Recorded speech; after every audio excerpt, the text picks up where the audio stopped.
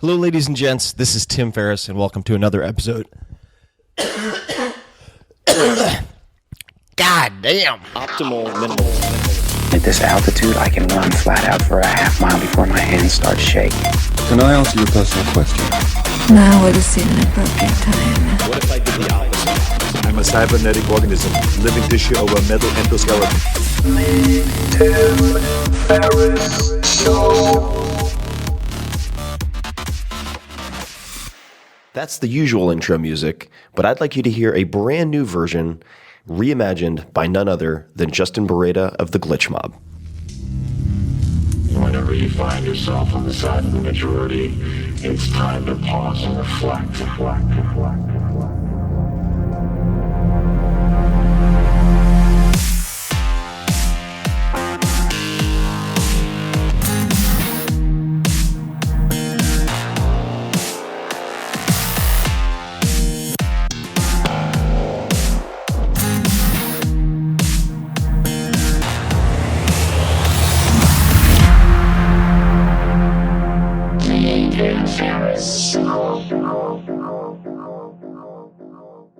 This podcast is brought to you by Mizzen and Main. Don't worry about the spelling. All you need to know is this. I have organized my entire life around avoiding fancy shirts because you have to iron them, you sweat through them, they smell really easily, they're a pain in the ass. Mizzen and Main has given me the only shirt that I need. And what I mean by that, and Kelly Starrett loves these shirts as well, is that you can trick people. They look really fancy, so you can take them out to nice dinners, whatever, but they're made from athletic, sweat-wicking material. So you can throw this thing into your luggage in a heap or on your kitchen table like I did recently, and then pull it out, throw it on with no ironing, no steaming, no nothing, walk out, and you could probably wear this thing for a week straight or make it your only dress shirt and take it on trips for weeks at a time. Never wash it. It will not smell. You will not sweat through it. You got to check these things out. So go to 4hourworkweek.com, all spelled out, 4hourworkweek.com/shirts. And if you order one of their dress shirts in the next week, you will get a Henley shirt for free. That's worth about $60. So put them both in the cart, use the code TIM, T-I-M, and you will get the Henley shirt for free. Check it out, 4hourworkweek.com/shirts, and you'll see some of my favorite gear, including the one shirt that I've been traveling with.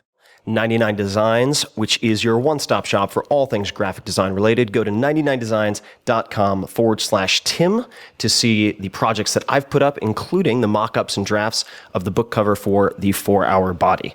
As always, you can subscribe to this podcast on iTunes, and you can find all of the links and resources from this episode, as well as every other episode, by going to 4hourworkweek.com/podcast. Spell it all out. Or you can go to 4hourworkweek.com and just click on podcast. Feedback, if you have feedback, I would love your thoughts, anything at all, who you'd like to see on this show. Ping me on Twitter at tferriss, that's twitter.com/TFERRISS, or on Facebook at facebook.com/Tim Ferriss with 2 R's and 2 S's. This is Tim Ferriss, and welcome to another episode of The Tim Ferriss Show, where I deconstruct world-class performers to find the tools, tricks, routines, habits that you can use. And of course, those experts range from billionaire investors to chess prodigies to Arnold Schwarzenegger to everyone in between. And you do find commonalities. And in this particular episode, we delve into a world that I know very little about, and that is the world of music. We have Justin Boreta, who is a founding member of the Glitch Mob. And if you haven't heard that name or you don't recognize that name, you will definitely recognize some of their music. And it could range from their trailers or the trailers in which they're featured. So you could list Sin City 2, Edge of Tomorrow, Captain America, Spiderman, to their commercial work. So commercials for Fiat, Audi, and so on.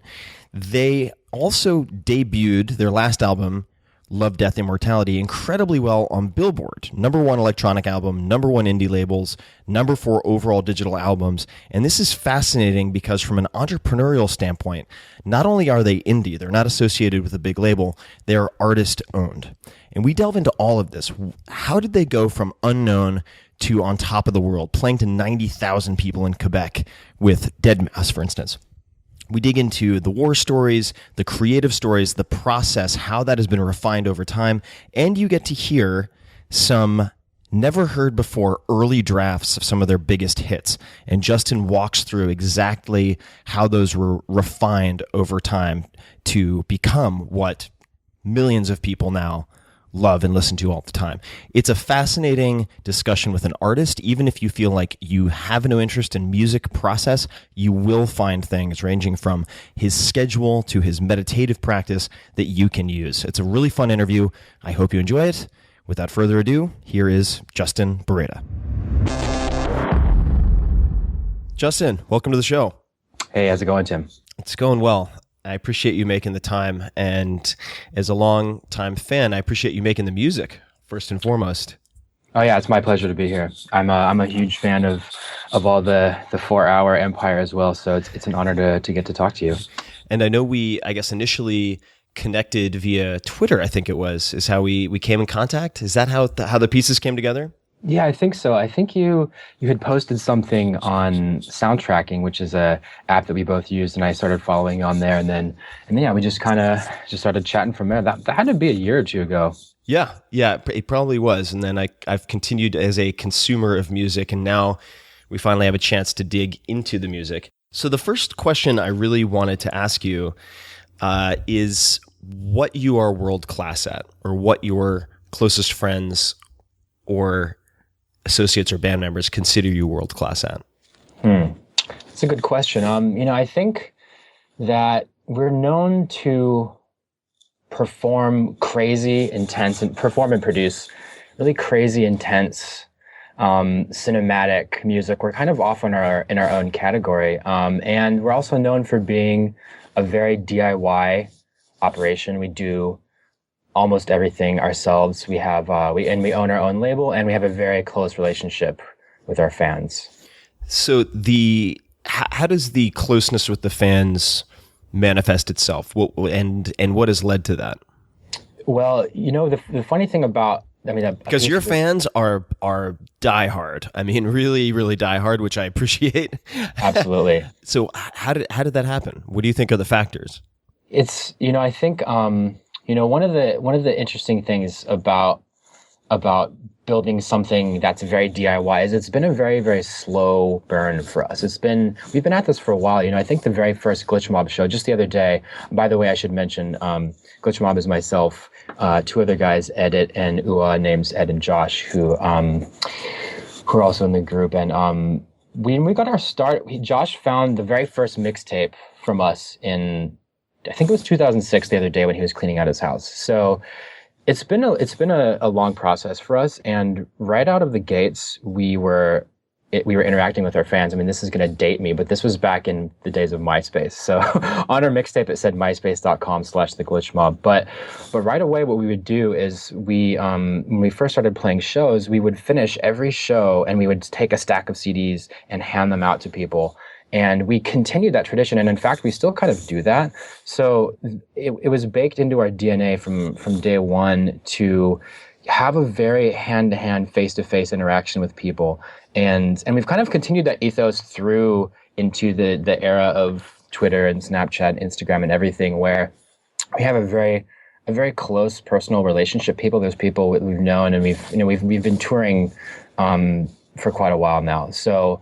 And we actually also have a group of very ultra diehard fans that are in a sort of a forum called The Mob, and we meet up with them before every show and after the show, and we have we do fun projects and stuff like that. So for us, we also get a lot of feedback back from them. I mean, when we very first started doing this, it was us. We were making these more dance floor centric tracks, and I think the more we started to realize how much music has the ability to affect people, and we started to get these stories back from people about our music being a part of their lives in some way, we started to take everything really very seriously. Because we have such a close relationship with people, they have the logo tattooed on their body, which is the first time we saw that, we thought, wow, this is someone who took the time to get the logo tattooed on their body, which we all have tattoos, and our manager does too. So we take everything very seriously, and we take the power of music to be very serious. It's something that's very important to us. And I mean, one of the stories, of course, that really struck me was the Grant Corgan story. There's a snowmobile, after a snowmobile accident, was, I guess, basically diagnosed as potentially never walking again. And fast forward, after listening to the Glitch Mob and PT and interacting with you guys, planted a Glitch Mob flag at the South Pole after, I guess, traveling the majority of the way in a push sled and then walking the last, whether it was 100 feet or 100 yards, I don't recall, but just such an incredible story. How did that change you guys? And of course, I'm going to come back to the origin story and ask more questions, but how did that change, if it did, your creative process or how you think about your craft after that type of story comes to you? Yeah, I mean, it absolutely did, and that was something that really, I'd say, got into the DNA of what we do. You know, I think that when we really realized, and when we first met Grant, actually, a friend of his had emailed us. And I think this is also part of us being really tapped into what people say, is that, I mean, this email could have gone away, you know, but we pay attention to important emails like this. And someone had emailed and said, hey, look, my friend got in a really bad accident and he's never going to walk again. And, you know, he loves your music. So anything you can do to cheer him up. And so we said, obviously, so we had someone on our team send him a bunch of stuff, just like we signed some drumsticks and some CDs and everything. And then we got a friendship going with him from there. And then he showed up at one of our shows in Reno and he was on crutches. And he said, you know, thank you guys for being there so much. And then he came out to our show. We played at Red Rocks. And when he showed us that video, or the picture of him at the South Pole, I mean, we all were actually moved to tears. It was a fantastic moment. And I think that was something when we realized that music really does have the power to transcend, or maybe it was, you know, I also feel like it's Grant is an amazing guy as is. And the fact that he could do that, the fact that we even helped kind of nudge him along. And I think that's also along with his friends and families. And we played a part in that.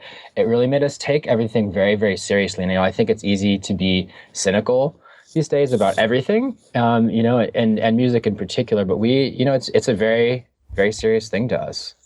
No, it's a very powerful art form. And I was just having a conversation with a friend of mine about just the interspecies differences and similarities related to beat and music, and just trying to determine, obviously outside of music theory, but what itch does music scratch for human beings? It's such a fascinating question for me. And it's so fascinating. Have you read this book called This Is Your Brain on Music?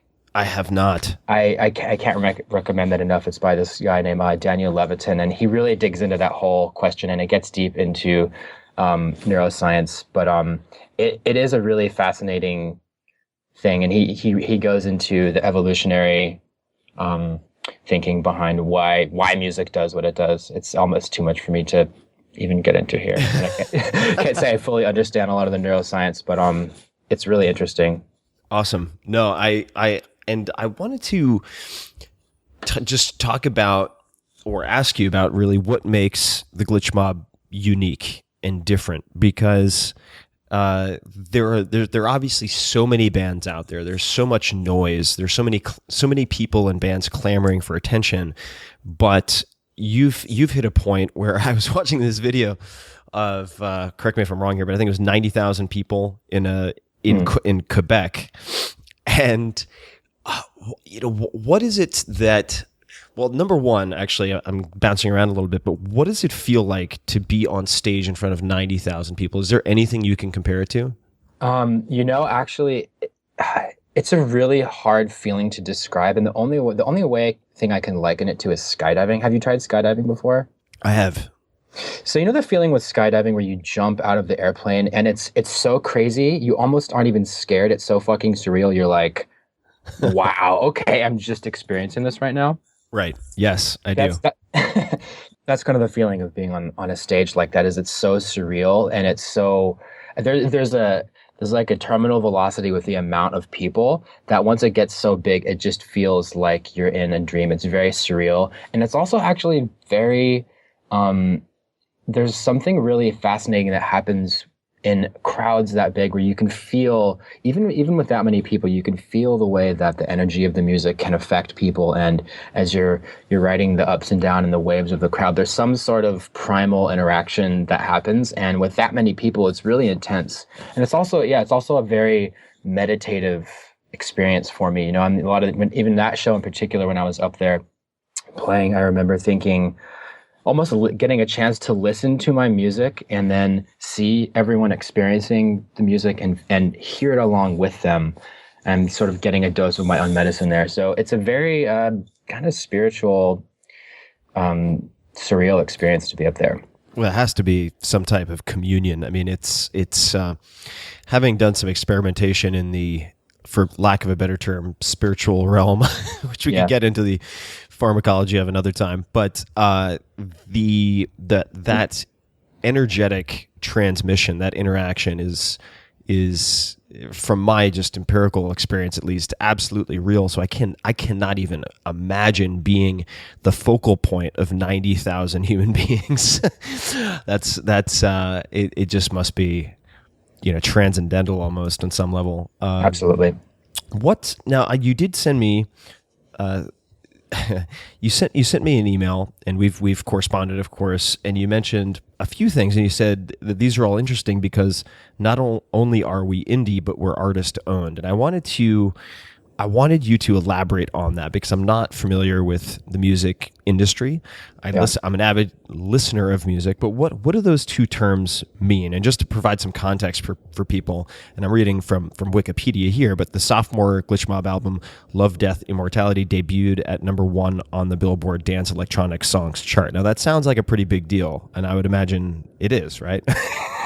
Yeah, I think, in a way it is, and in a way it's not. I mean, I guess, to be quite honest, we don't pay too much attention to the charting and it's nice to be recognized for what you do. And I think it's funny because we're kind of like the oddballs of the electronic music or EDM world. And which just a kind of a side note, I don't totally use those terms interchangeably. I think, and I was actually getting a chance to come on this podcast, made me kind of think about this, because just for me personally, when I think of electronic music, it's music, and EDM is music plus industry plus apps plus festivals and Spotify, everything into one. So kind of consider them to be two separate things. But that aside, the whole thing with the difference between an independent and a major and an artist-owned label. So when we first dropped our album and it did well, it hit #1 on that electronic chart, and I made it to number 13 in the top 20, which is pretty crazy actually, because when you look at a lot of the albums that were the top 20 in that point in time, it was people like Katy Perry or Eric Church, who's this country guy, and a lot of these people are on major labels. And so those are the equivalent of big, massive companies. These labels they're huge. Something like Interscope is a very big company. So then you have an independent label, which is a much smaller company, potentially, that is owned and not backed by this effective huge corporation. And then you have an artist-owned label, which means that we actually do everything. So we provide all of these things together. So it's a very in-house operation. So you have, now your operations are not, at least the performances are real productions. I mean, this is not, so I would imagine you have had to wear, and you guys have all had to wear a lot of hats. What does your team currently look like?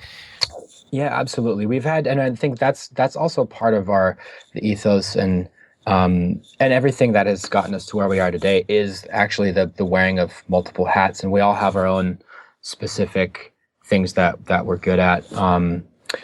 There was a point in time when we very first got this thing going where we actually built our own light show. Josh and I went to Home Depot and we were hammering and sawing lights outside of Ed's house while he was inside mixing down some audio. And we're very, very DIY.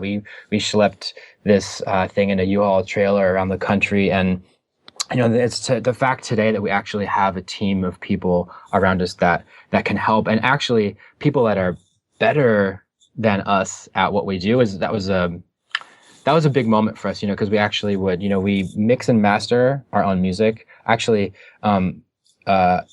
well, the last albums we've had other people do the mastering, but we produce, we record, we do all the music stuff ourselves. We had actually built the stage show ourselves. We programmed it. We programmed the lights. We bought the lights. So we kind of did everything. And so fast forward to now, we have a team of people that are really experts at what they do. So for instance, for the live show, there's a guy named Martin Phillips, and Martin Phillips is a specific stage show designer. Like that's what he does. So he meets with an artist, and he's kind of like a creative director type guy, where he can hear the music, and then we collaborate with him with a bunch of other people to basically create the stage show, which was called The Blade. So there's a guy named Matt Davis, who's the programmer. So he's a expert level stage design programmer. I mean, this guy he's one of our dearest friends. He's the best. And he basically programs all of the under the hood stuff that makes the Blade tick. And so when we go out on tour, there's about 14 to 15 people total to make the show happen. Got it. And how many of those people are full-time with you guys, or is the core three of you the only full-time? So the only full-time people, so there's us, obviously. We have a manager, Kevin Wolf, who has been with us since day one, and our booking agent who takes care of all the live shows named Steve, and he's also been with us since day one. And then there's a tour manager who manages everything that happens out on the road and to make everything else happen. So those are the main full-time people. And then we have someone who does all of the social media strategy and stuff. And we actually do all of the posting and tweeting and Instagramming ourselves, but there's someone who deals with all of the nuts and bolts of the the internet side of things. Right. Got it. And I'd love to hear a little bit. This is going to be very nitty gritty, but I know there are going to be people who are very curious about this. When you're in the studio, as it sounds like you are now, what is the software that you use on a daily or weekly basis? What are the tools that you guys use? So right now we base everything on this program called Ableton, and it's a very ubiquitous program these days. I think most people are starting to produce on it, and we've actually been around the block on everything. I mean, we've used for the audio nerds out there. I mean, we started with Pro Tools, and we moved to Cubase, and then we've done Logic. So we've tried everything, and Ed used to have tons of outboard gear. So what is outboard gear? So right now, the term is called in the box, which means everything is done in the computer. Like our studio, it's just a monitor, keyboard, and an actual piano keyboard for playing notes. And then some studios have tons of gear that lives on the outside of the computer. So there's compressors and EQs and a lot of tools that are these custom boxes that cost thousands of dollars that are really high-end stuff. Mm-hmm. That now that the technology is getting more and more powerful, we actually sold everything outboard and moved in the box so that we could actually travel. So and it's arguable. I mean, there's the whole, it's the funny because like the analog digital argument permeates music in all sorts of different ways. I mean, even in the sort of, there's people who are vinyl purists or people who like to listen to Spotify because it's easier. So it's the same thing in the production side. There's some people that think that analog is the way to get the best quality sound, and we're not really arguing that, but we actually it's a lot easier because also we have a distributed studio. So our toolbox is Ableton, a handful of plugins, and then everything is synced on Dropbox. So that way we can have sessions open in all different machines, and then we use these plugins called Universal Audio that actually emulate all the outboard gear that you could buy. Very cool. And on the road, does that change at all, or is aside from the let's see, aside from the actual blade and so on, does the actual music production side of things change much when you're performing, or are you still working off of primarily laptops with Ableton? So it does change entirely, actually. But the Ableton software stays the same, and that's the benefit of the way that Ableton is put together, is that it's actually a production and a performance suite all in one. So we write everything in Ableton, and then because we're all basically synced up and everything is very modular, then there's a system that drives the blade, and that's the thing that Matt has programmed, and we call it Lil Kim, and it's this. Why do you call it Lil Kim? Because we just needed a name for it, and it's this big, just gnarly pile of computers and boxes and wires, and Ed just said, let's call it Lil Kim. So it's a Mac Pro, and then it has 2 Mac Minis in there, and the Mac Minis actually do all the MIDI routing for the blade. And then there's another laptop, which is a backup system. So if the Mac Pro dies, we have a button there's a big red button that will switch, because when you're playing these huge crowds, you have to have layers of redundancy. So we have many different layers of redundancy. But Lil Kim, it's still based on Ableton, but we move the entire thing to a more beefy and robust system. And then there's a lot of audio that comes out, and this is actually something that does separate us from, I would say, 99% of other electronic artists out there, is that we split out our audio like a typical band. And what that means is, like, let's say you go see a rock band play. There's a guy playing bass, there's a guy playing drums and vocals, and then there's someone who's at the front of house, which is the sound booth up front, who's mixing all these together to fit the sound of the room and get the optimal sound. Now, when you go see most DJs play, they're playing music that's already been mixed together. So it's just one track, and there's not a whole lot that he can do. So we actually are a hybrid of the live rock world and then the electronic world, and that we actually send out kick, snare, and all the different elements of the sound to come out, so that our sound engineer can really tweak and get the most optimal sound for each room we play in. That's very cool. And the kick is the bass drum. Exactly. Yeah. Got it. And just to rewind for a second, what is mastering exactly? So mastering. So let's say we finish our album. I'll give you a real world example. Is we finished writing Love, Death, and Mortality after 2 years of writing it, and mastering is the process of taking it from being an unfinished product to basically a finished listening product that you would buy in a CD or something. And there's stuff that happens. A lot of it has to do with evening out levels or changing the quality of the sound. There's certain things that have to happen to have it be on a recorded medium. And it changes depending on what music it is, but it's really just the finishing process, that the last final thing that makes music all sound consistent. Or for instance, let's say one song is quieter than the other. Well, the mastering engineer, who's not us, would go through and tweak everything just a little bit so that it gets to be a consistent listen, and then the bass and the treble and everything is matched throughout the record. Got it.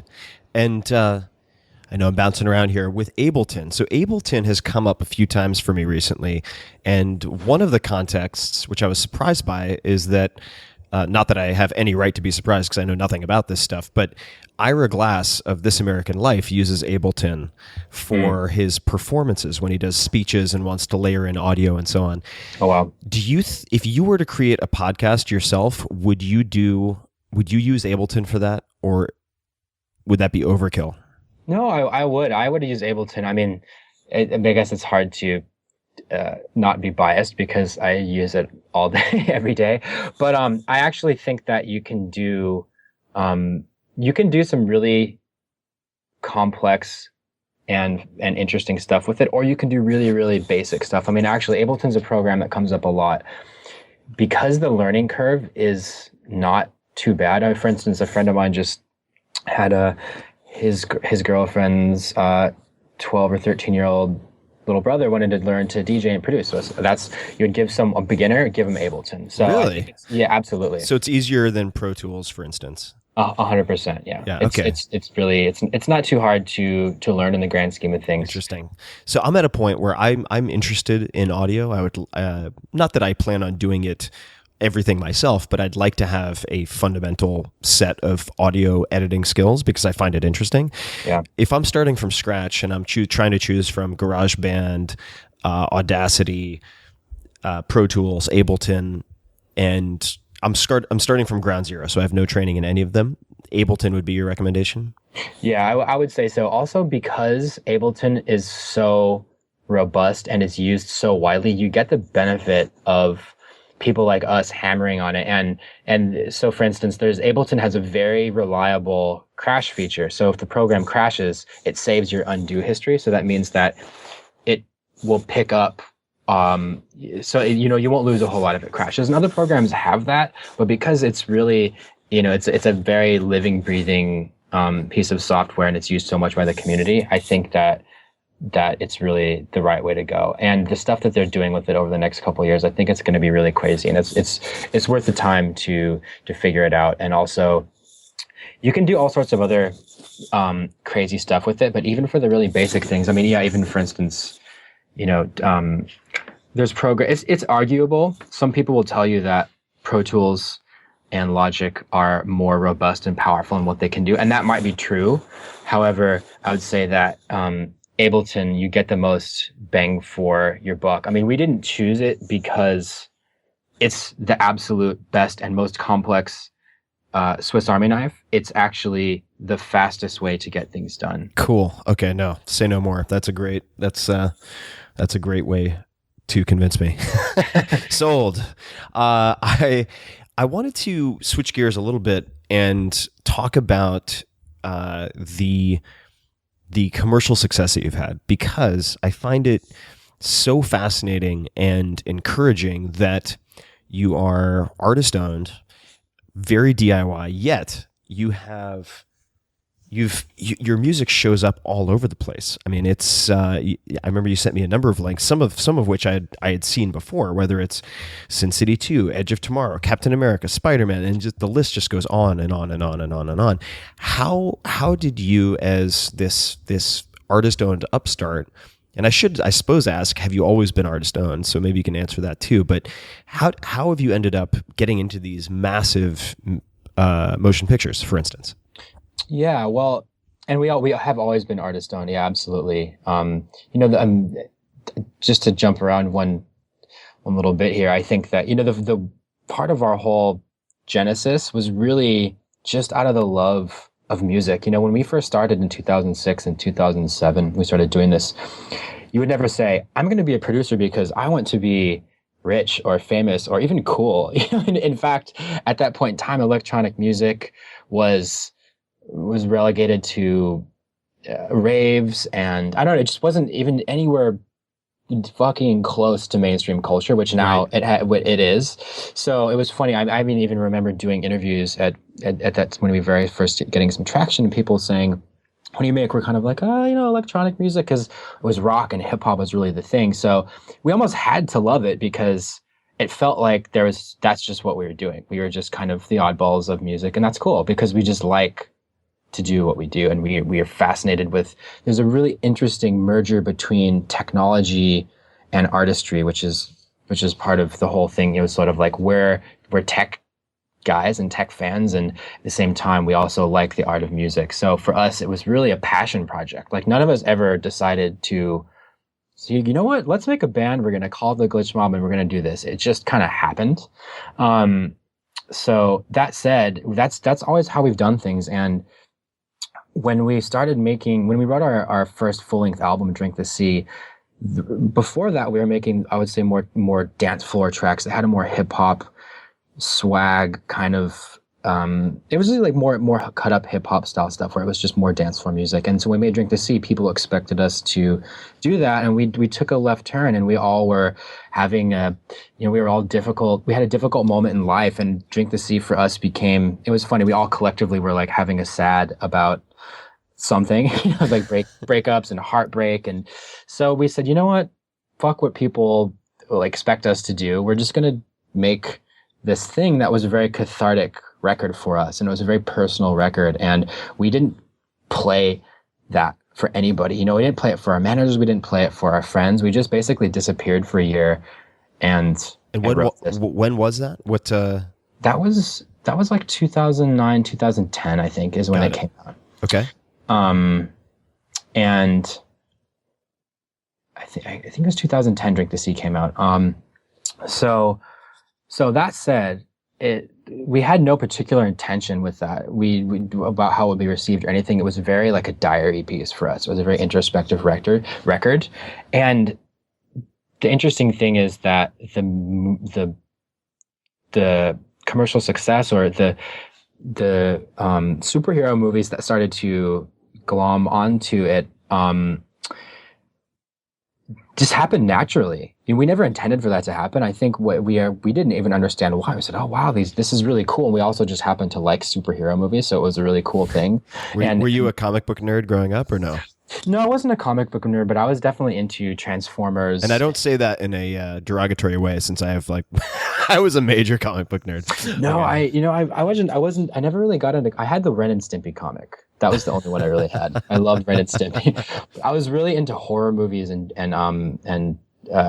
Stephen King. I read a lot of Stephen King books growing up and stuff like that. But you know, we never really just intended for that to happen. I actually didn't understand why these movies were choosing our music to use. And I think there's something inherently cinematic about our music, and something else that I learned later in time was that it was about the dramatic changes in tonality that happened. So which is something that we did naturally. So like one of our songs will start off with an emotion, and we'll say, okay, now this feels eerie and ethereal, and then boom, it switches to zombie attack mode, and then it becomes really violent, and then back. So we play with emotions texturally like that.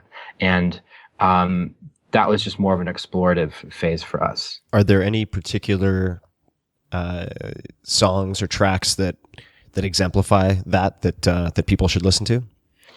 I can actually play you something right here. That'd be great. Let's see. So I'm gonna play. This is a track called Animus Vox off of our very first album.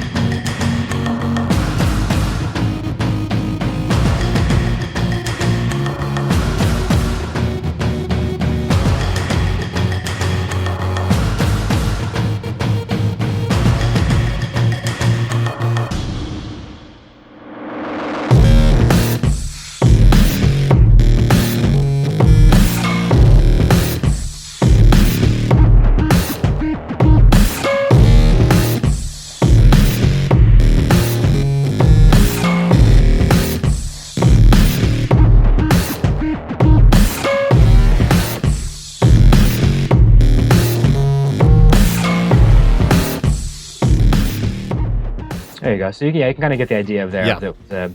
Something felt very tense, and you didn't really know what's going to happen, and then it goes and switches right there. Right. No, I mean that's it's kind of, and I mean this in the most positive way. It sort of screams movie preview, right? I mean, it's absolutely, because you need that sort of tension, build up, shock, curiosity, and then go see the movie, right? Now tell me, I'd love for you to tell me a story of the first movie that you considered a real movie to reach out to you guys. Like, how did that happen? What was the email? What was the phone call? Did you guys believe it? You know, like, tell me a story of one of those. I'll tell you one that sticks out, and that was actually the Sin City 2 trailer. And that one was special because I love Sin City. And the funny thing was that we were talking about making a video for Can't Kill Us, and that's the song that's in that video. So we had a visual. So they're like, hey, no problem, we'll make a $20 million trailer for you.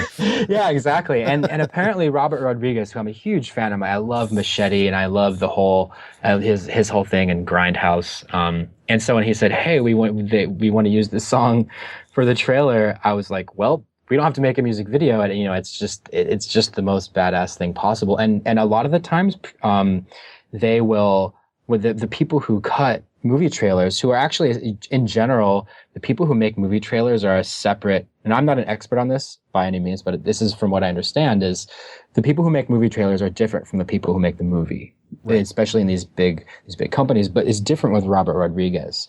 So he actually does everything himself. He's kind of like us. So he actually chose the song, he found it, and then he stuck it in there. And I think that song, "Can't Kill Us," it's just pure distilled badassery. And the fact that ended up in that movie, I was like, really? Is that going to happen? I couldn't even. Doesn't hurt having Jessica Alba in there either. No, that moment did not suck. So did Robert Rodriguez just email like info@theglitchmob.com or like give me some details here?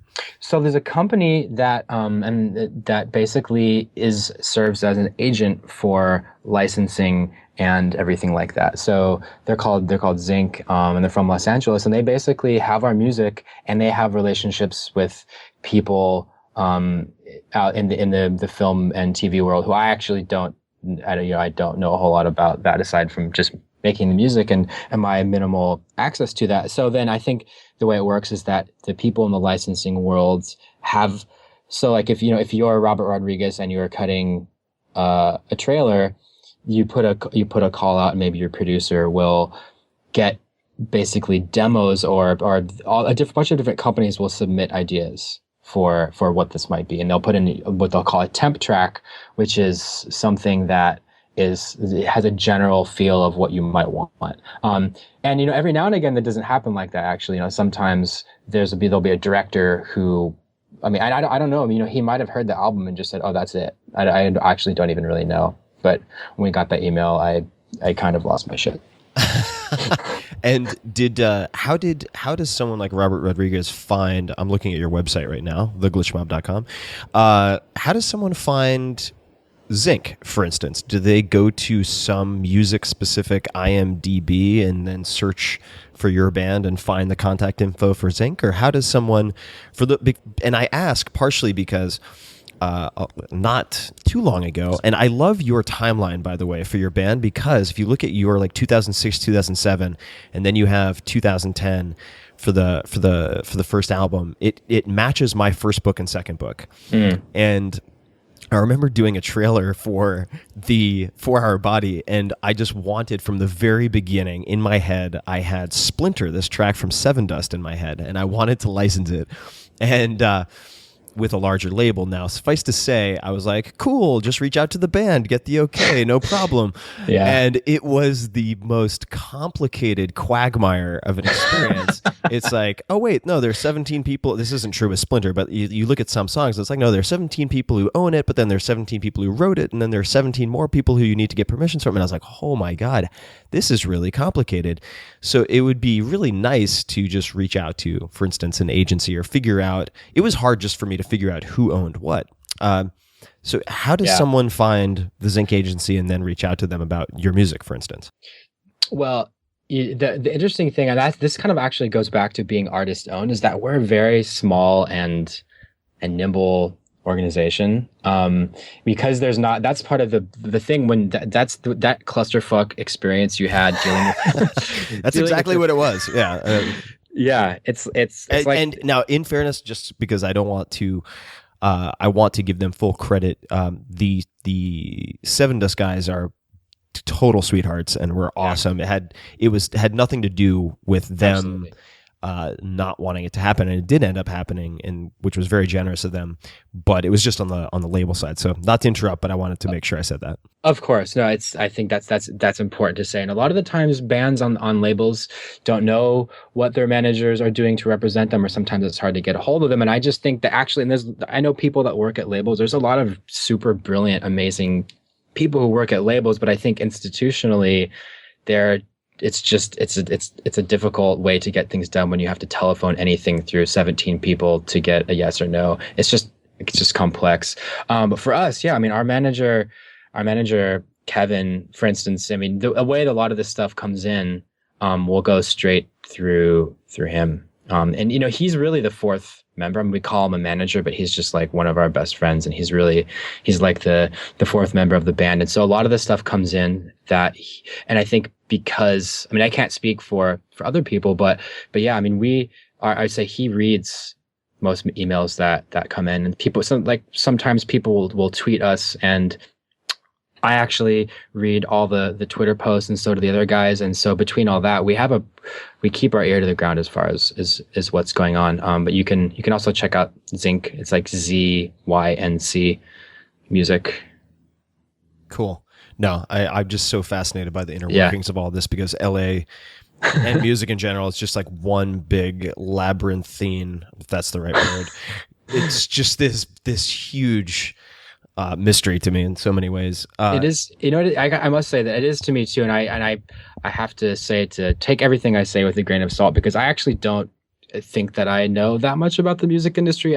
Because we're so strange, I actually don't. I think that the Glitch Mob is kind of the edge case here. So no, that's what this podcast is all about, though, studying the edge cases. No, I'm so.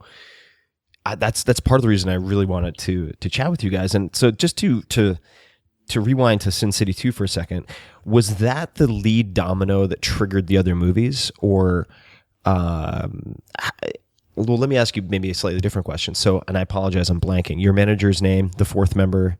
Kevin. Kevin. What is Kevin's superpower? What is he world class at? Kevin, it's funny, we joke about him, but we call him the Buddha. And he is someone that, in a world that is, it's a complex, it can be a very stressful, very last minute, high demand world. Kevin, so what he does, and I got to say that a huge portion of Glitch Mob's success comes back to Kevin. And obviously it's a team effort, because the music is really first and foremost, but something that he's always, pushed us to do is just to do us. And there's been times where he's never asked to hear our music, or he's never pushed us in a certain direction, because he just wants to foster what's been our natural voice this whole time. And some managers would say, okay, maybe this thing is cool right now, you should do that, or maybe that thing is cool, you should do that. And he's always allowed us to just and really helped us just do us. And I think that part of that whole process is that he helps navigate and insulate us from a lot of the bullshit that can happen, because ultimately the creative process for us can be long, it can be fragile, it can be difficult, and he basically is there to let us do what we need to do to focus on music and just write good songs. Because like you said, the music industry is a really complex, crazy place, but when you really boil it down, aside from, you know, all the industry side of things, I'm just here to make music, and we are here for that primal connection we were talking about that music provides between people. So he helps to create that dynamic. Very cool. And maybe you could tell me about an internal debate. You don't have to name names, but I'm really curious to know. You've had this success, which I hope will continue on an upward trajectory. That creative process, in the beginning, it's just you and a couple of guys in a room making music, right? It's all the things in your head that you're bouncing back and forth. At a point, there's a lot of inbound. There's a lot of feedback from fans. There's a lot of feedback from a host, just multitudes of people. Mm-hmm. How do you guys resolve the external pressures with the sort of silence and void necessary to do good creative work? I think that it's definitely being so plugged in is a double-edged sword, because I think that if you are plugged in to a certain extent, you're going to internalize some of the stuff that comes your way, no matter what. I think ultimately for us, having having three of us helps, for one thing. The fact that there we have three of us to check each other, and it's a very ping pong style creative process that by the time it bounces off all three of us, the average of our own creative worlds is just kind of glitch mob. I think we have a very small trusted committee of people, and to be quite honest, I don't actually think we take anyone else's feedback, even the very small committee of people. We really just listen to ourselves. And even if someone who we really trust is saying, I don't like this or I don't like that, then we still just have to follow what has gotten us to this point. And that is our own intuition and our own creative sensibility, and really telling our own story about what that might be in the particular moment, and whatever that might be. We have ended up being the type of artist that can kind of go many different directions. I think some artists make similar albums and say the same thing. Not the same thing, but I guess, texturally speaking, actually some of my favorite artists, for instance, I don't know if you've heard this group called Boards of Canada. I have not. They're Boards, Boards. Yeah, it's very drony, beautiful music, and their albums for me it's almost like a familiar old friend that I can revisit over and over again. And they have this sort of one world they put you in, and we've ended up being, and that's just kind of their DNA. And for us, we like to keep it exciting for ourselves and change things up, and that's really part of our process. And following that intuition, I think, has kept everything true, and really not listening to what people say or what might be cool. And that's kind of also how we end up being the, the quote unquote oddballs of the current electronic music industries. We don't really pay a whole lot of attention to what our peers and contemporaries are doing. Yeah, it's when you're chasing what's cool, it's already too late. You know what I mean? Exactly. It's you're gonna paddle like hell, and you're gonna be 20 feet behind the wave. Exactly. But I'm curious to talk a little bit more about this committee, because I don't ask. I ask for input, but I'm very selective about the type of input that I let through into the process. And I'm curious to hear how you solicit feedback, what you ask for, because, for example, in my writing, before I ask anyone to tell me what they like or don't like, I ask them to read through a draft and just indicate what is unclear or what is confusing. Yeah. And that depersonalizes it. It makes it, and you get more of a consensus also. If I have 5 people read it and they all flag a couple of areas as unclear, it means those need to change. That I won't debate that. That's a poor job on my part. What type of feedback, or how do you solicit feedback? So this is an interesting process. I think there's something about music that is about intuition, right? It's like it's about getting your brain out of the way. And so this is a funny thing that happens where I'll play it, let's say for my mom, or for a friend who doesn't happen to be a musician, and in a lot of times I'll value that sort of feedback tremendously, in this sense, because they'll say something like, I'm not a producer, but this song to me feels like X, Y, or Z. And for me, it's a more pure response. And I just want to hear how it makes people feel, or what the very first thought that comes to them, versus someone who's a producer friend of ours who might be there who's going to zoom in on the details. Right. So I'm really looking for just the general feeling, or what is the song eliciting in you? What sort of images does this bring up? And I wouldn't say we're really prone to changing stuff too much, although with the last record, we had recorded all these vocals, and we actually wrote all of the lyrics and all the melodies. So there's a point where we thought this record was just about done, and we had said, you know what, we're going to do this because we want to try our hand at it. And there was just something not right about it. It's hard to put your finger on when you listen to a song. It's such an interesting mixture between technical and intuitive. But when we played these songs, there's just something that wasn't quite right. And I think at that point, that's when we go play it to someone else to almost confirm or deny what it is I feel. I think, there's I wouldn't say, does this sound bad to you? I would just play it for someone. And they're like, yeah, I don't know. It's kind of sucks. So, okay, great. So we actually had an entirely different record done. We had vocals that we wrote and recorded, and we deleted everything.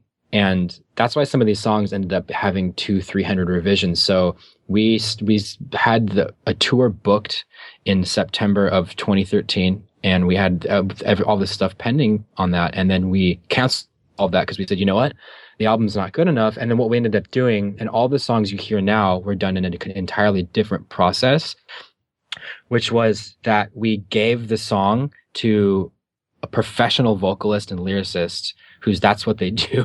And we just let them run with it and be themselves. And we realized that at least at this point in time, that writing lyrics and melodies is not our forte. So all the lyrics you hear now were done in this way. Got it. And when you're in the studio and you don't have a semi-finished product, right? You're starting from scratch. What does a day in the studio look like when you are trying to work on a track that is nothing? So the way we're working, and our process changes so much. I'll speak to what's happening right now. We're actually in the studio at the moment. I'll be heading over there after we hop off this call. But what we've done is we take some time in our solo studios and we write what we call sketches. So we have a very basic palette of instruments. It's just like it's almost as if you were painting and you just had 3 colors, or even just a pencil. Like, what can you do with this? So it's focusing on the structure, the feeling, the overall picture of the song. So Ed and Josh and I all went to our own studios and wrote about 5 sketches each over the course of a week. And by sketches, you mean you were all independently DJs before the band was formed. Is that right? Correct. Yeah, and we're all producers, DJs on our own. Got it. So you're creating that. And again, I'm not from the music world, but in the same way that, say, the Neptunes might create a beat that someone would listen to lay their music on top of, you guys are all creating that type of framework of sounds, and that's Absolutely. the sketch. Got it. Yeah, absolutely. Yeah, it's like something so like, we would all be in our own individual studios and create a sketch that's just a really basic. And the reason it's a sketch is that it's just when you have instruments that don't sound glossy and super complete, it's just like a basic piano patch, very, very basic drums. You can really focusing on the songwriting itself. And so it almost sounds like a demo from GarageBand or something. Like, it's really crappy. If you heard our sketches, you'd think, wow, really? Like that's what that's what the song started as. Oh man, we might have to get that as a podcast bonus. Sketch versus finished product would be amazing. Actually, I have some of those loaded up. Oh, do you? Oh my god, I would love. Can we listen to a sketch and then the finished product for something? Yeah, let's do it actually. But while we're here, we should jump in really quick. Yeah. This is funny. So no one else has ever heard these before outside of the Glitch Mob. So I thought this would be actually a perfect opportunity to illustrate the difference between both of them. So, this is a song on our new record called "Our Demons," and this is about 2 years and about 300 revisions in between these two. So.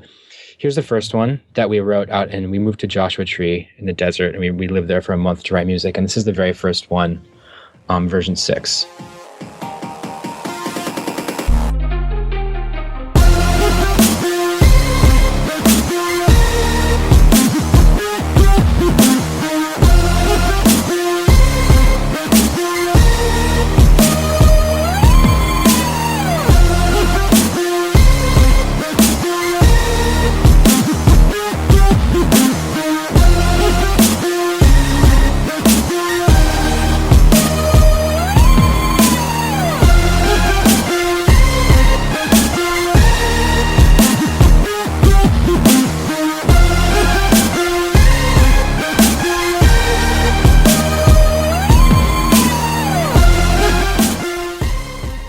So that's a sketch. Mm-hmm. And then here's the completed version 394.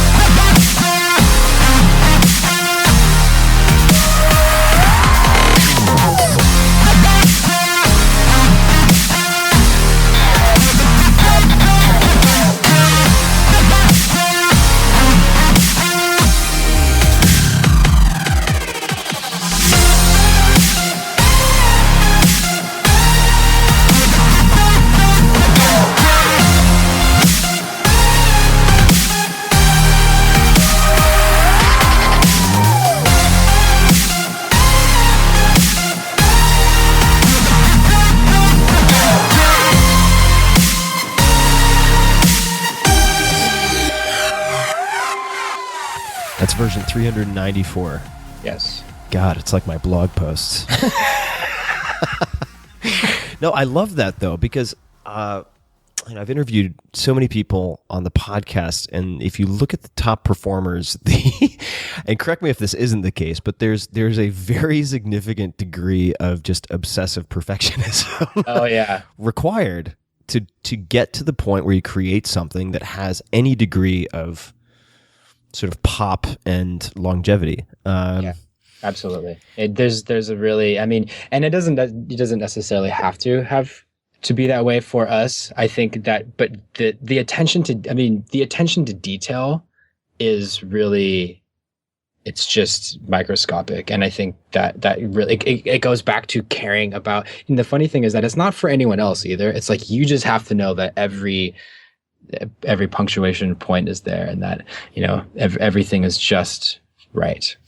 What do the and I don't know if I should call them songs or tracks. My vocabulary for music is off. What do you prefer to call songs? I kind of use them interchangeably. Okay, so what are the songs that have had the widest appeal, that have ended up most popular? What do they have in common, if anything? Whether that's the actual in the end product, or in the process that goes into it, or otherwise. There's two kind of points to that are really interesting. So I would say one of our most popular songs, and I've thought about this a lot, and one of our most popular songs is Fortune Days.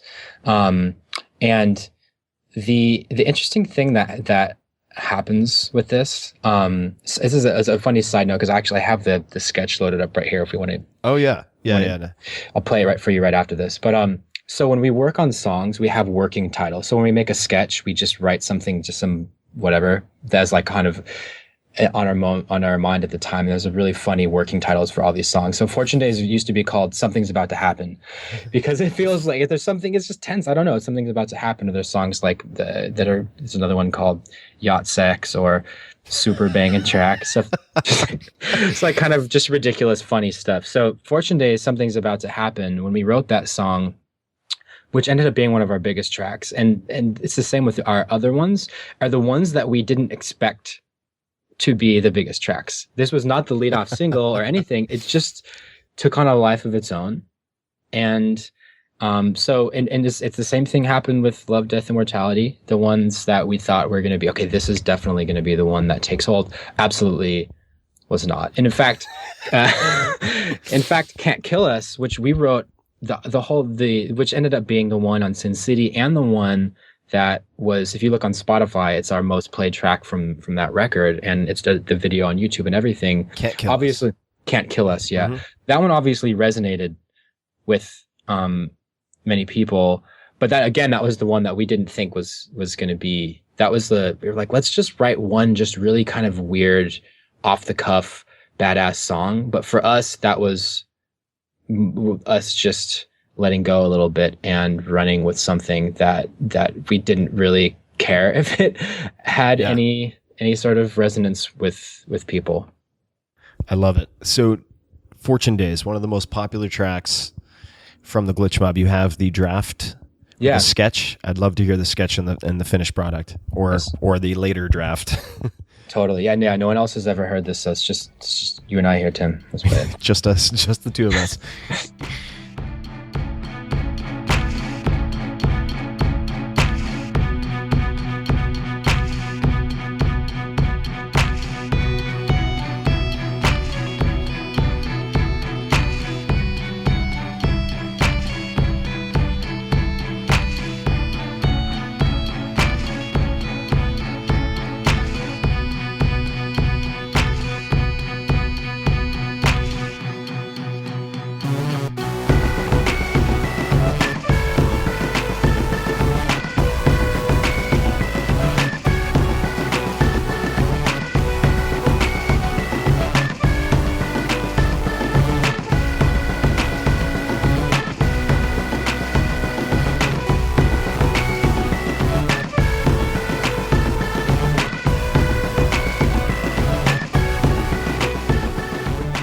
Okay, so got it. Kind of that vibe. So then I'll play just a little clip of the finished. Which version was that?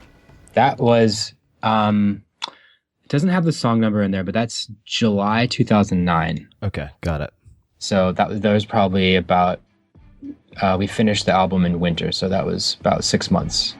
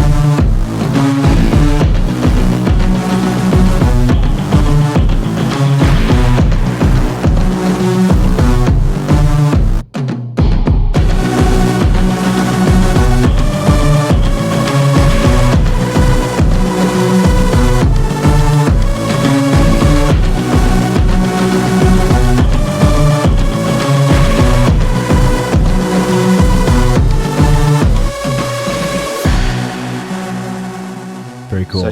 So yeah, I think that the only consistent thing that shows the songs that resonate with people are the ones that we're never going to be able to tell. So I've just given up trying to figure that out and just kind of make more music. It's kind of like the Costanza principle. He's like, Jerry, I figured it out. I just need to do the opposite of everything that I think I should do, and it'll be perfect. It's like you just have to change all the tracks that you do for yourself that you care the least about, or that you do for the hell of it, end up being the ones that pop. It's funny how consistent that is, even with my writing. Also, I'll put. And I have an attention to detail in both cases, but I'll put so much effort into something I'm sure from the very outset is going to be a huge hit, and it'll just fall completely flat. And then I'll just kind of vomit something out that has a lot of emotion in it. And that rawness, I suppose, just clicks, and it's depressing or really encouraging, depending on how you look at it, because I'll do these things very quickly that pop and do very well, like this recent blog post on what my morning journal looks like, and I think it's just called What My Morning Journal Looks Like, which took me a half hour or maybe an hour to get out. And then there are other posts I spend 30 hours on, and it's crickets, just crickets. Wow. I would like to ask you, so is the morning journal, I was going to ask you, what is a post that you've done that you didn't think was going to do well and then resonated with a lot of people? Is that the morning journal one? That is one example. There's another that I put up, which was let's see, it's called something along the lines of, do you need to borrow some strength or borrow some strength today? Watch this. And it was just it was a YouTube embed with a bit of context. And it was about, I believe that in particular case is Kyle Maynard, who's this, he was born a quad amputee, but ended up being a very successful competitive wrestler, did the military, he was the first person to do the military crawl all the way up Mount Kilimanjaro. He's just an incredible guy. I've had the privilege of meeting him and spending time with him. Very short, very, very emotionally open, and it makes me wonder if that's the case with the music as well, even though it's conveyed through sound and not through words. Yeah, I think so, and that actually just made me, that what you just said right there reminded me of something. So one of the people on our team, our art director Dean, who helps curate all the visual aspects, we could do a whole nother episode on everything visual, from the show visuals to the album cover. Dean's a super old friend of mine, and he designs everything for us. Everything you see visually passes through him. And the other day he sent me a text, and he said, you have to go listen to this podcast, this Radiolab show called In the Dust of This Planet. Oh. And the episode, if you haven't heard it, I implore you to go listen to it. It's just fascinating. And the whole thing circulates around this philosopher and and nihilism. I won't go too far into it, but it's about kind of the apocalyptic feeling of what's happening right now in the world, and how what I took from it and how it resonates with Glitch Mob, and the reason why he sent it to me was that there's something about badassery and stuff, and something that, and they even say that in the podcast about what is it about something that is badass that is resonating with people right now, and it ultimately has to do with music being like a force field or a shield. And when you said, can I borrow some strength? It just really made me think of actually music. And part of the reason why our music resonates with people is it's almost like in the darkness of, say, our album cover has this samurai figure. But there's something about it that says that I've seen into the darkness, I've seen it, and I'm not afraid. And what they say in that podcast really resonated with me. And I almost see music in the same way of some of this stuff that you do, of you're handing people these little tools, although maybe music is a different sort of emotional or spiritual tool. I mean, a lot of people will work out to our music, and if it helps you get out a couple more reps in your set, then I think that, that's really one of the benefits that it has to offer. Definitely. Oh yeah. No, I need to pick up. This is your brand on music as well. There's another one called musicology, I think it is, or musicophilia, one of the two. That's Oliver Sacks. Exactly, which I really want to dig into. And back in the day, I used to take 5-piece drum lessons and got into hand drumming recently, which that's cool. Yeah, with the djembe and a couple of other types, which I'm really enjoying, and it's just a very therapeutic. Yeah. And actually, do you find, so for you, do you have do you play any traditional instruments, or have you practiced any traditional instruments? So the short answer is no. And I think that's kind of a funny thing. And you actually, when you had tweeted this morning, and I posted on our Facebook asking some people what they would want to talk about, and something that come up, one of the guys posted something like, how important is it for you to learn traditional instruments to perform or produce music? Yep. And none of us have any traditional instrument training. We didn't go to music school or anything like that. I actually can't really. I mean, I can kind of get around on a piano.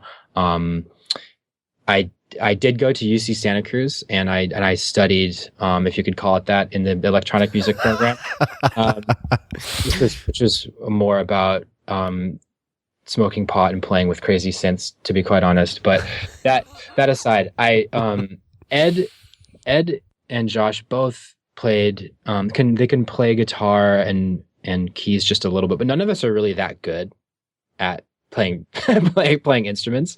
Although I feel like at this point I have an intuitive understanding for music, but I've come at it from a very non-traditional angle. I actually came in more via technology. When I very first started messing around with music, it was through computers, and we do stuff to make up for the fact that we're not really that good at. I mean, I'm just like, we can get by, and Ed's a pretty good piano player, but nothing compared to like a concert pianist or someone who's classically trained. But for instance, one of the tricks we use, which actually we were using this yesterday, and I thought this is a very Tim Ferrissian trick, is so for instance, in Ableton, there's a plugin that allows you to transpose a scale. So what that means is that it allows us to only know one scale. So in the piano, let's say you study C major. That's just one combination of keys that all sound good together. Right. And then you use the plugin to move that around. So I actually only know one scale. There's so many different things to know, but I play that one, and then Ableton will actually translate it for me. So what is the name of that plugin? Do you know? It's just the Ableton pitch plugin. Got it. So it'll just there's a plugins that come with an Ableton that allow you to program chords and transpose your playing around so that you don't. It's basically just some shortcuts. So, man, I went on a tangent there, but no, I love tangents. That's the whole point. Yeah, I think that so we are actually an example of people that have had we've made a career, but not actually fundamentally being able to perform music that well. I would say that. Well, with traditional instruments. So how have you found that to help you?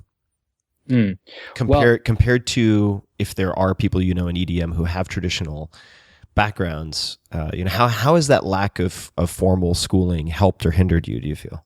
Yeah, I think there's a couple of things there. So, so one thing to mention is that, Ed, before we were doing Glitch Mob, Ed wrote music for commercials, and I think this is an interesting piece of the whole puzzle. Is also Ed so the detail focus, the really hardcore detail oriented stuff comes from Ed, and he used to write music for commercials, and so what that looks like is, let's say that you're writing a commercial and it's a cheerful commercial for bubblegum, and then he would have to write something that sounds like that, or say that there's a dark commercial for a new car that's really technological. So he, for years and years, he was basically writing jingles. So he has the ability. So you can say, Ed, we need to have something that sounds this, and he can actually just like piece together something really quick. And I think it kind of comes back to some kind of the Gladwell 10,000 hour thought, where Ed has spent so much time just churning out different emotions, just really little short snippets of different feelings and emotions, that he had that kind of training, but it's a very real world style training. It wasn't like an actual music school. And so that said, I think, for me, coming into it really bending the rules from right out the gates, and having that be part of the way that I see music, I think has been beneficial, because I didn't understand music really. I just kind of understood my own little corner of it, and I was just doing my little thing. And I remember when someone first explained a chord to me, I was already actually like, having a decent amount of commercial success, but I didn't understand a very basic idea of music. That's like what a chord is. Right. And it's the same thing. Like before we went to go play our very first show with our new live gear at Coachella, and I was up there playing drums. I had never even picked up a drumstick in my entire life. So which sounds like something that you have done. I saw the episode of your show where you did that. I feel your pain. Yeah, that was stress inducing, being on stage. I'd never been in front of an audience for any type of music. I actually had never performed music for anyone, whether one or two people, let alone a sold out auditorium with with an actual band. Yeah, that was stressful. But it was euphoric at the same time. It was this very sort of pleasure pain mix. It was interesting. And once I got into the flow, it was fine, even though I feel like audiences are more forgiving if you're transmitting the proper emotion for a few minutes. They're very forgiving as long as you maintain the flow, it seems.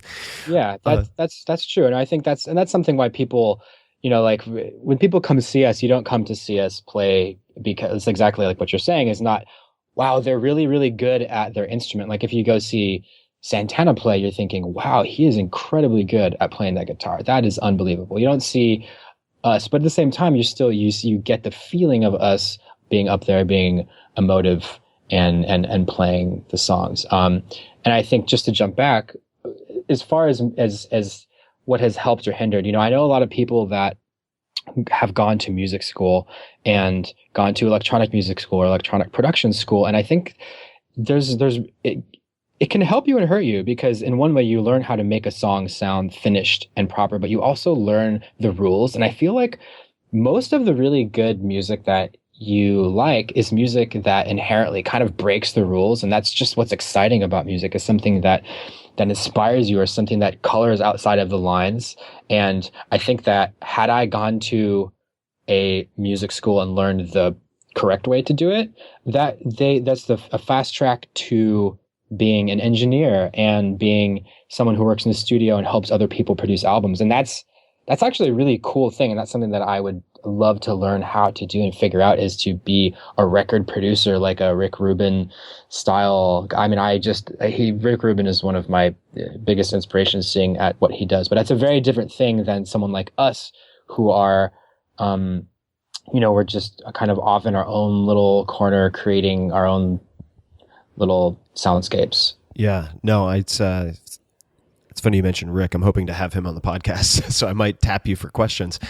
Yes. If you were to, and I have just one or two kind of longer form questions, then I'd love to hit you with some rapid fire questions from some of the listeners. If you were sort of assigned, it's a very dreary word. If you volunteered for teaching me how to produce music or make music using the tools that you have, because I've always found music very intimidating. But let's just say I were to spend a month with you, and you had, the prize was several $1 million to get me to the point where I could create a finished track of some type that didn't make people cringe. Where would you have me start? What does that first week look like? That's a great question. So I think that the core of a really good song, it really honestly has to do with what you want to say. So I would actually do some, like, let's say I would ask you to go find 10 tracks that resonate with you, or something that, so maybe I would want to produce a track that sounds like this, or this is really what I'm feeling right now. And just to get you in the general creative space of thinking about what you're really trying to say.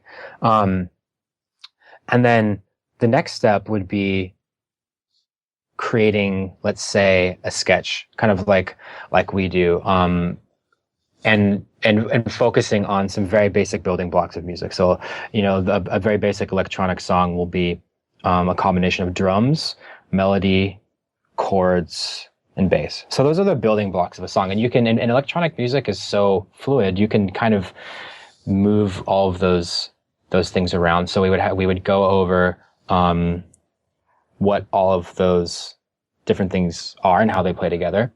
And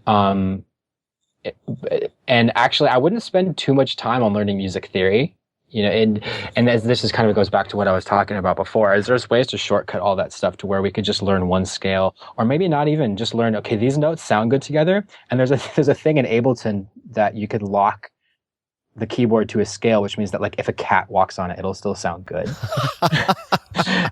And could have an entire band of 6 cats on keyboards. Yes, that's actually a great idea. The cat mob. Yes. Oh man. So we would get out the trademark lawyers. That actually sounds like it could happen. I'm just fucking with you. Okay, I like that. So I would put some tools in place to get everything fixed. So no matter what we did, it was going to sound good. And then just kind of, I think the next step is, the interesting thing, something that's changed over the past couple of years since we started, is that you can actually buy sound sets that are really good. And this didn't exist when we very first started. It makes me sound like, hey, Sonny, we used to have to walk up the soundscape uphill both ways. Yeah. I mean, compared to what we actually had, I mean, if you talk to people who have actually been doing it for longer, I probably sound like a snotty child compared to it started in 2006.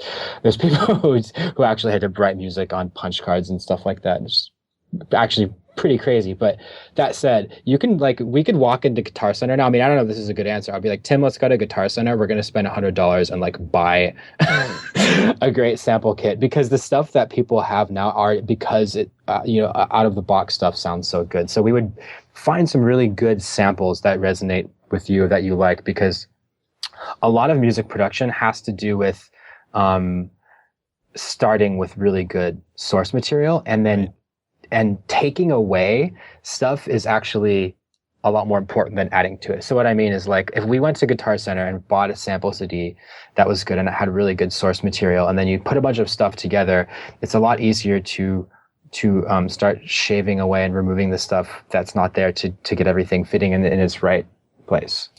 When you have a finished track, let's just say like the finished Fortune Days, and again, this is speaking from pretty deep in my ignorance pool, but if I look in, say, GarageBand, and you have multiple tracks, right, for different vocals or music tracks or whatever, how many separate melodies, drums, etc. do you have in a finished song like Fortune Days?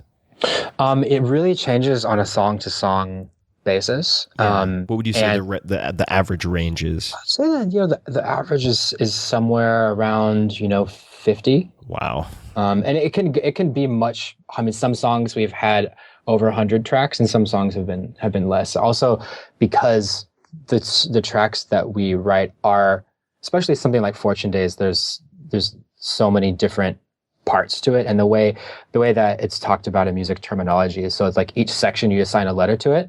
So like the intro is A, and then the first thing that happens right after that when the drums drop would be called B, and then it goes back to A. So it could be like, and a pop song can be A, B, A, C style layout, something like that. Right. And our songs are like A, B, C, A, D, C, B, and it goes on. We have a lot of like complex pieces moving around. So because it's like that, we don't always recycle the sections over and over again. Then it can be, in each one of those sections can have up, 10, 20 tracks. And there's really a lot of layering that goes on too. And I say that's something that if there are any producers out there listening that are looking for production stuff, that's a big, that's something that we spend a lot of time on, is the layering of the sounds and the sampling, and all the sounds you hear have been processed and are complex packs of many different pieces together to make one sound, so that it sounds custom and not like anything that comes right out of the box. What percentage of your samples are sort of off the rack versus custom? It changes on an album to album basis, but say a lot of the stuff is custom. We're pretty like, so if let's say you open a synthesizer, a very popular synthesizer that's used right now is called Massive. So you can open it and there's a set of presets in there, and you can cycle through them, or you can clear out the synth and then design from the ground up. And we do a lot of that. We do both. But a lot of our sounds are customized, and what that allows us to do is really, really control the sound. And if we do use stuff that is out of the box or preset, we mash it and process it and layer it to the fact where you really couldn't tell. Right. Who, besides the Glitch Mob, what other bands might you recommend people listen to if they want to hear good layering? That's a really good question. I'm listening to right now. So there's a producer who's a good friend of ours called Amon Tobin. And his music is so complex and layered, and his album Foley Room, like he out-layered everybody. What was the name of the album again? The album's called Foley Room. Foley, Foley, like the sound effects? Yeah, absolutely. And he went out into the world and recorded sounds of, there's actually a little mini documentary about it. It's really fascinating, but he's recording sounds of animals and motorcycles and walking around on weird sticks and rocks. And he made a whole album that's almost entirely comprised of stuff like that. And so when if you put that on your headphones and listen to that, that is a real master level mix engineer creative undertaking. Very cool. I would love to ask you some quick questions from some of the listeners out there, and then perhaps we can listen to another track and then wrap up for this round one. So the first question is, he gave me two, and I'm gonna have to take the more ridiculous. This is Jen Habich. Do you pee in the shower? I assume the answer is yes. I mean, every guy pees in the shower. Of course. Yeah, right. I think it's actually at this point, especially in Los Angeles, you have to. The drought police would come and get you if you don't.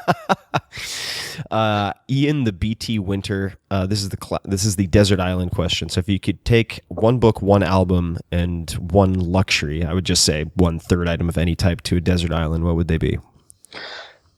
That's a great question. So I think my album would have to be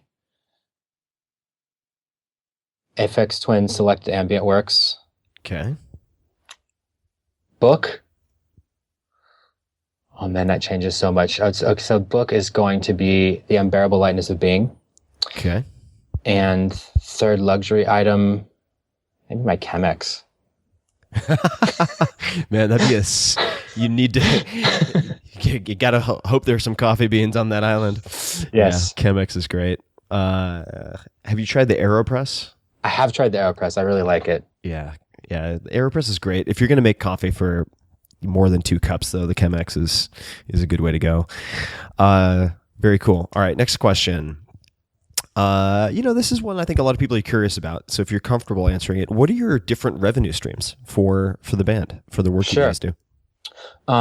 So this is an interesting point, actually, that I don't think a lot of people know, but we don't make any money from touring, to be quite honest. I mean, there's a lot of money that comes in, but we take all of it and we dump it all back into the show.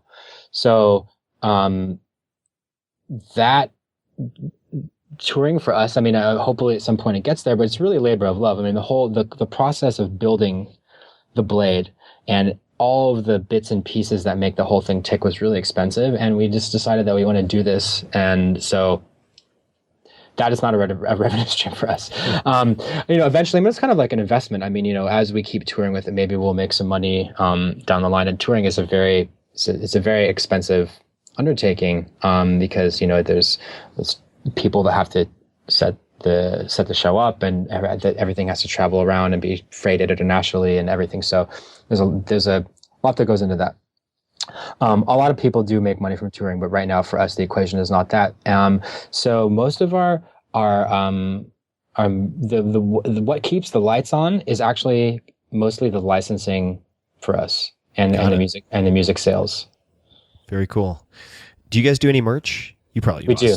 Yeah. Yes, we have actually, and that's another thing is that I'd say part of our whole DIY ethos is that we have a lot of merch, and we've actually worked on and designed a lot of the stuff ourselves. And almost everything you see in Glitch Mob World is something that has passed through us. But yeah, you can see our merch stores, a lot of really cool stuff, and we've collaborated with some friends of ours and made some cool stuff. Very, very cool. Are there any bands that you're aware of that you suspect make the majority of their money through merchandising? Yeah, that's actually, I was just talking with someone about this yesterday. Now that's kind of funny you mentioned that, but in the kind of punk rock landscape, as it's evolved into a lot of those bands, the whole Warped tour, and I don't actually know this to be a fact. This is someone else who told this to me. But a lot of what happens if you go to Warped Tour, it's a lot of younger fans there, and the bands who play there don't get paid a whole lot of money, but they make a lot of their money from merch sales. I don't know if it's sort of the majority, but there's that whole touring entity is set up around the fact that they have these huge merch stores that. There's like a big merch mall in the middle of the Warped Tour as it travels around. Got it. Yeah, sounds like Ozfest also, which I've been to a couple of times. That is a blast at Shoreline Amphitheater, at least. Oh, just insane. I bet. Yeah. Let's see. So this is a good one. This is from, I'm going to paraphrase here. This is from Agatha Fox. What are some of your fears? What are some of my fears? Oh, that's deep. Yeah. That's a good question. I have a very light question to follow this one up. Okay. What am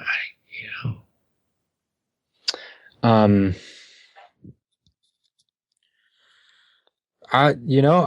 I had a crazy long conversation with my dear friend Ben Dayru, who's another music producer. Just the other day, we were coming back from the gym, and we were talking about how the climate is fucked, and how it's seemingly everything is turning from what could we do to prevent total climate catastrophe to now that it's happening, how are we going to wrestle with this catastrophe? And the more I think and read and learn about what's happening, with the current state of Earth.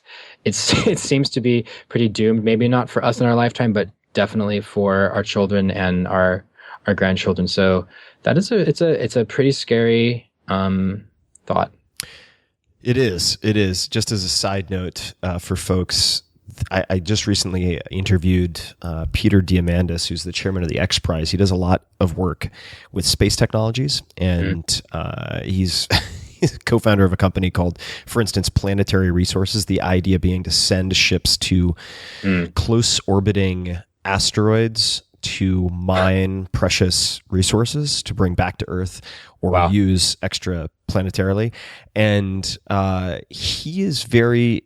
he would be called by a lot of people a techno optimist, but I was similarly, just in the last year or so, especially after talking to climate scientists, getting very depressed and kind of put into a malaise about like, wow, the whole planet's just going to be boiling in 30 years if we keep it up. And Peter was talking about, I won't spend too much time on this, but talking about how they could actually put up a pane in space that could be rotated very precisely, almost, to enlarge or lessen its profile as it in between the Earth and the sun, to modify the amount of energy hitting the planet's surface. And that he basically said, I think we're going to be able to prevent sort of catastrophic meltdown. But if we're not, the good news is there are actually technologies like this that we can absolutely deploy to minimize some of the damage. And I was like, that's the first time I've heard anything of that. So, wow. Isn't there a Simpsons episode about that? Isn't Mr. Burns block the sun?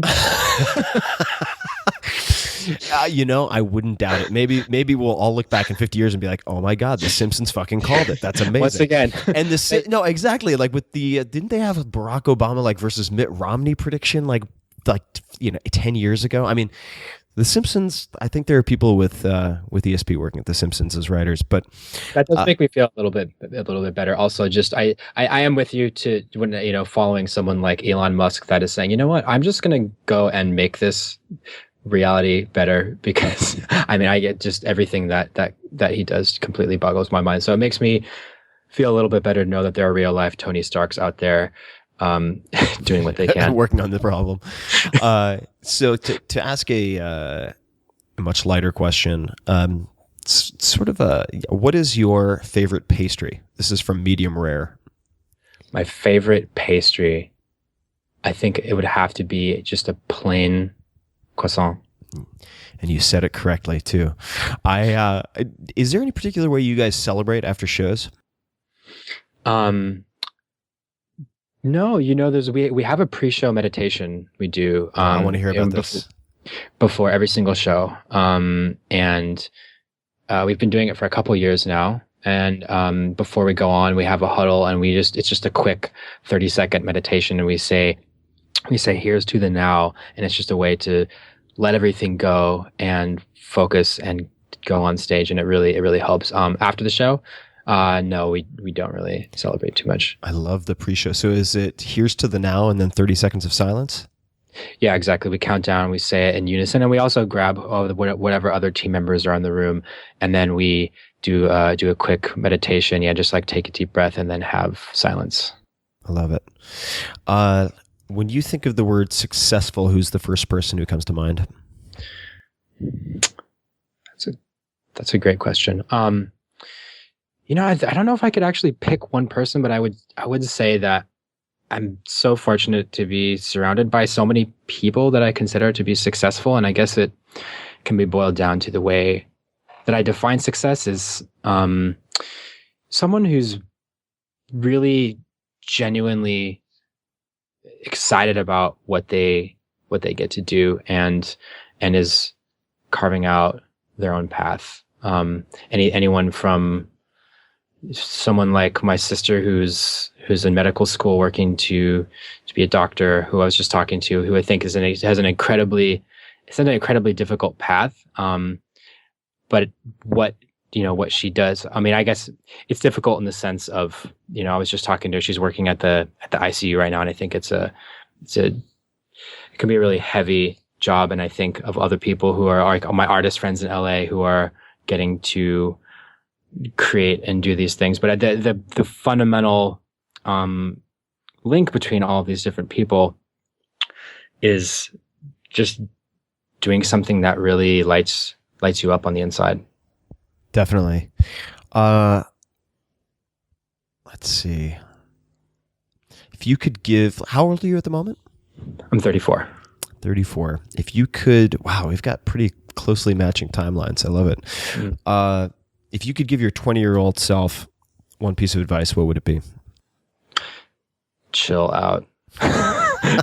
Calm down. In what way? I feel like myself and other people I know that are, that are in the early to mid 20s get really wound up about things having to be a certain way, or I don't know. It's just, I think that enjoy, because it all kind of doesn't matter as much as you think it does. Yeah, that's the truth. Will you remember this in 10 years? Probably not. No, people don't even remember a tweet 12 minutes later. That's 10 years from now.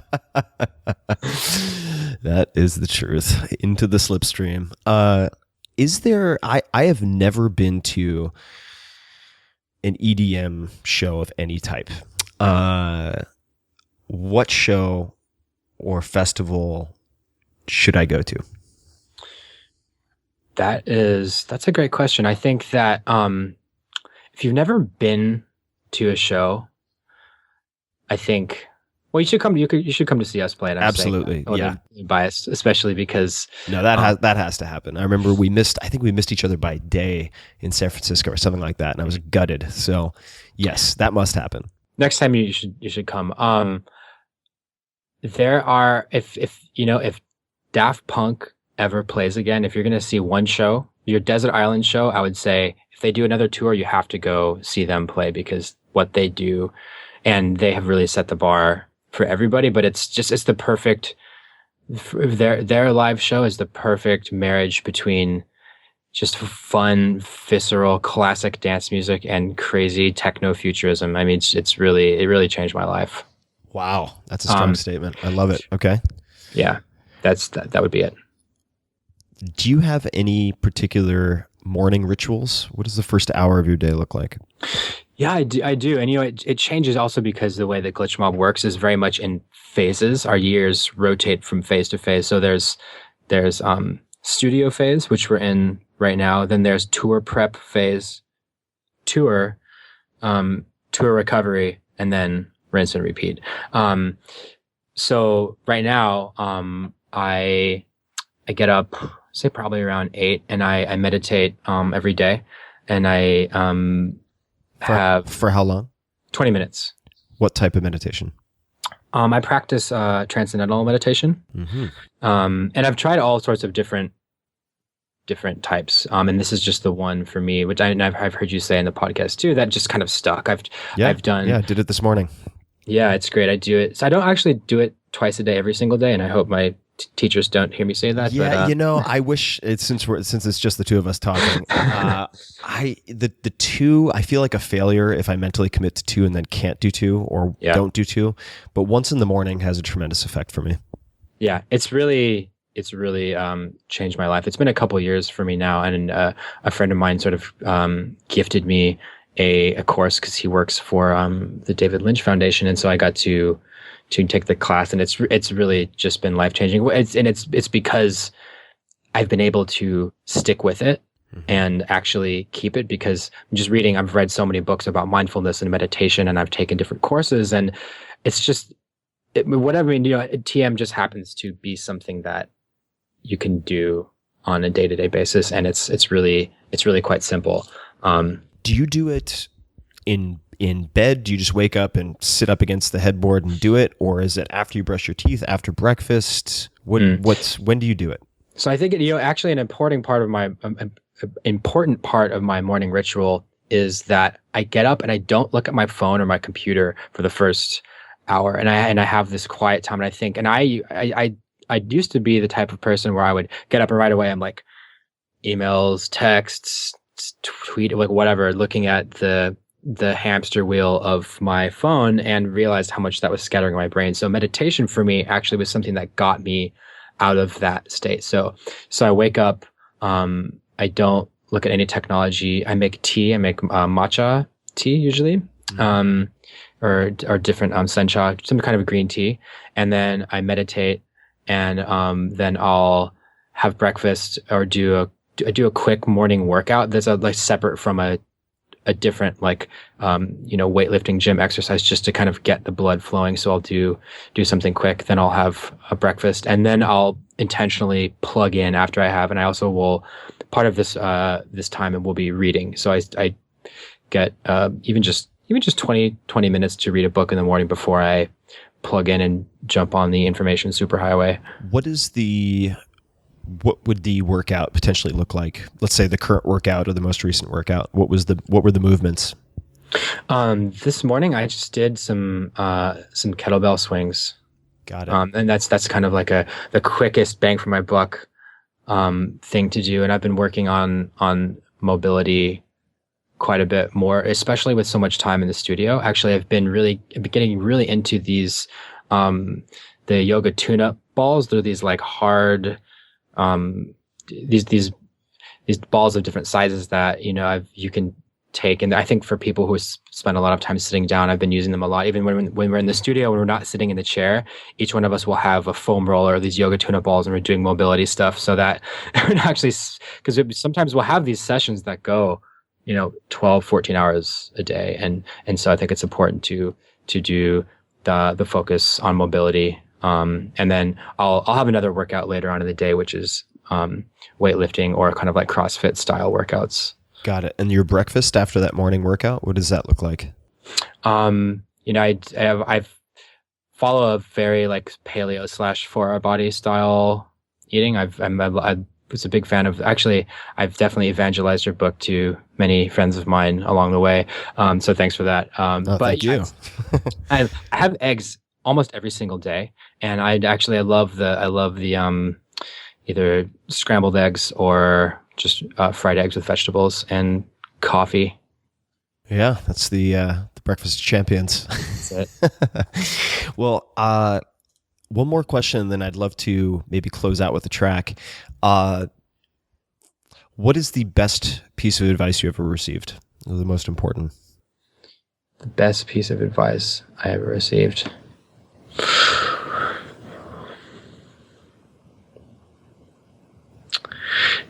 It's something my father told me when I was very, very little.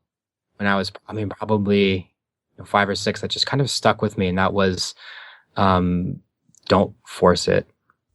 Don't force it. And what is that? Is that everything? Is it referring to work? What is that referring to? Yeah, it's seemingly such a simple thing that's really just stuck with me, and it's been kind of one of the. It's become something that of a. It's an aphorism that's really stuck with me. I think that for the creative process, that's really our guiding light. If something is not working, if something is not happening, I think it's really important to just let it be. Yeah. And just let things happen organically. Yeah, that makes a lot of sense. I like that. It's very short, easy to remember. And if I think about, all of those posts that I put tons of time into, or chapters that I put tons of time into that ended up failing or just not doing what I wanted them to do, there's almost always a point where it was just like, wow, this is a grind. Like this is it's not coming together, but I'm just going to force it to come together like a Frankenstein. Exactly. Exactly. And I think that very rarely has the intended results, whether it's something creative or just in life in general, is trying to force a square peg into the circle hole. Yeah, absolutely. Well, I would love to perhaps listen to another track for a bit, and then then you can come back and we'll learn where we can find out about you and all things Glitch Mob. But is there something we could listen to before we do that? Yeah, I'll play Can't Kill Us off of our latest album, Love, Death, Immortality. Wonderful.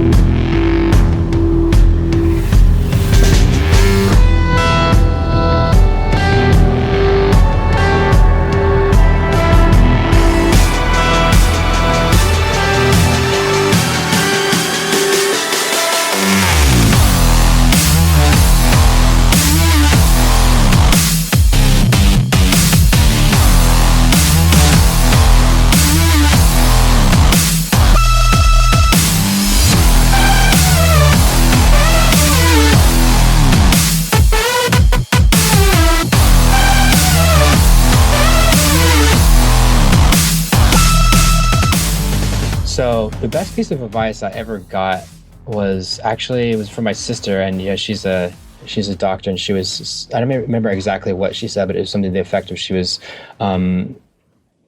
working, or she's caretaking for some older people who are nearing the end of their life, and they were just talking about what things that they valued had sort of closing the door in life and closing the chapter, and they're talking about what really meant a lot to them. And then it was the things like love and friendship and these personal relationships. And I think for me, there was just something about the essence of distilling down to when it's all the bullshit aside, what really matters in life. And I'll never forget that, using that as a guiding light to just keep in the headlights. Yeah. Yeah, it's incredible how easy it is to get caught up in the minutia and nonsense. It's so easy. It's particularly with technology and just the never-ending stream of information and inputs.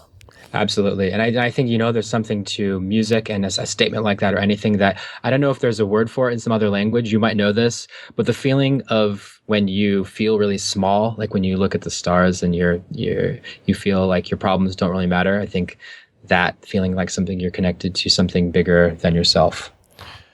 Yeah, absolutely. Well, this has been a blast, and hopefully we'll be able to do a part 2 sometime soon. But where can people thank you, find you, ask you questions online? Where are the best places to learn more about you and the Glitch Mob? You can check us out at theglitchmob.com or on Twitter, everything at theglitchmob, and myself at Boreta, Boreta. Wonderful.